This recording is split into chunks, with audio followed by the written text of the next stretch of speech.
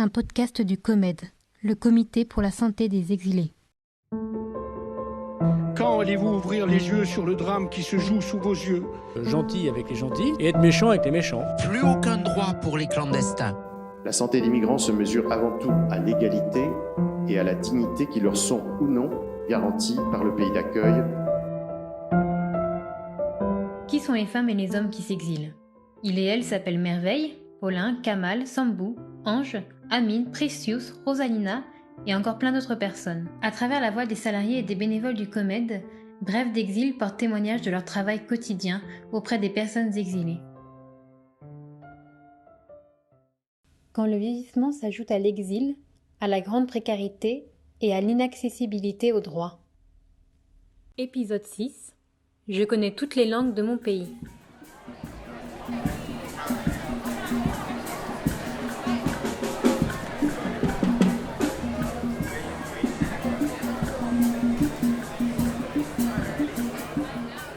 Depuis quelques semaines, c'est difficile, très difficile. Les mauvaises nouvelles s'enchaînent, sa situation se précarise à grande vitesse. À la rentrée, il aura 70 ans. Il s'imaginait vieillir en famille dans sa maison à Kinshasa. Mais une nuit de 2012, tout a basculé. Sa fille est alors recherchée pour avoir été témoin dans un bureau de vote lors des élections présidentielles de 2011. Le président sortant est réélu, les résultats sont contestés, sa fille devient gênante. Les militaires entrent violemment chez lui et s'en prennent à sa femme. Monsieur la défend, il lui coupe un pouce et lui fracture les 2 jambes. Mais ce n'est pas ça qui nous a fait partir, c'est une autre raison en 2013. Il raconte cet événement politique de 2013.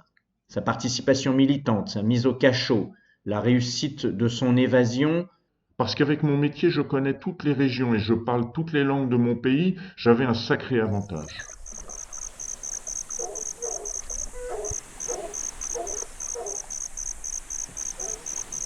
La traversée du fleuve Congo sur une pirogue en pleine nuit. Il se souvient de ses 9 mois passés à Brazzaville. Il parle des Congolais de Kinshasa, poursuivis, massacrés, jetés dans le fleuve par des Congolais de Brazzaville.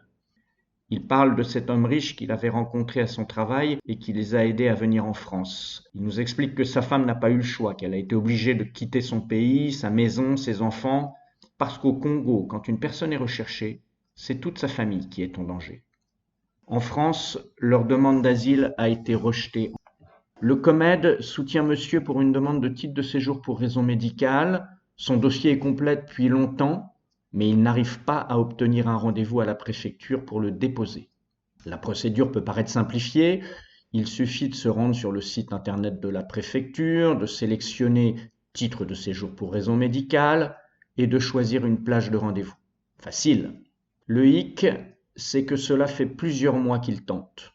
Enfin, pas lui directement. Lui ne sait pas se servir d'Internet. Alors il se fait aider par des bénévoles du Secours catholique, par le COMED, mais c'est impossible. Au bout de plusieurs mois de tentatives, on s'impatiente. Alors on envoie un courrier en recommandé au préfet. Et la réponse est toujours la même. La procédure se fait sur le site internet de la préfecture. Et le dossier de monsieur nous est retourné. Ce blocage administratif a d'énormes répercussions sur sa situation de plus en plus précaire. Il a l'aide médicale d'État alors qu'il aurait droit à l'assurance maladie avec la complémentaire santé solidaire. Il ne peut donc pas bénéficier de la réduction dans les transports de 75% sur l'abonnement mensuel pour les personnes prises en charge par la complémentaire santé solidaire. Il n'a pas accès à un logement social.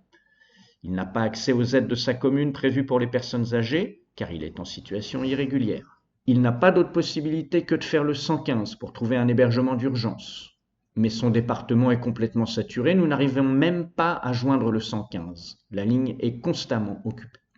Aujourd'hui, monsieur n'a plus de solution d'hébergement. Depuis quelques semaines, il arrivait à rentrer discrètement dans la chambre d'un ami en maison de retraite. Mais hier, cet ami a été hospitalisé. Sa femme, quant à elle, est hébergée juste les nuits, mais pour peu de temps. Elle est priée de vite trouver une autre solution. Aujourd'hui, monsieur est très fatigué.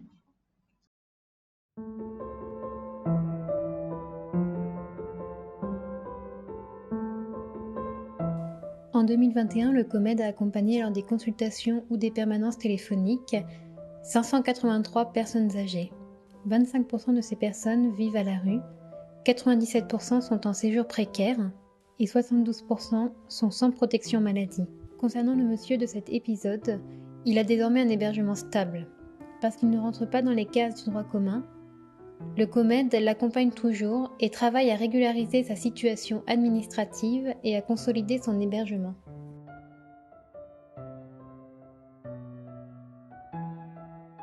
À la lecture de cette brève, Didier Maille, coordinateur du pôle social et juridique. Le COMED est une association qui agit pour la santé des exilés et la défense de leurs droits. Les activités sont organisées autour de 4 pôles. Le médical, la santé mentale, l'accompagnement social et juridique et le pôle prévention et promotion de la santé. Pour en connaître plus sur nos activités ou les personnes accompagnées, rendez-vous sur comed.org.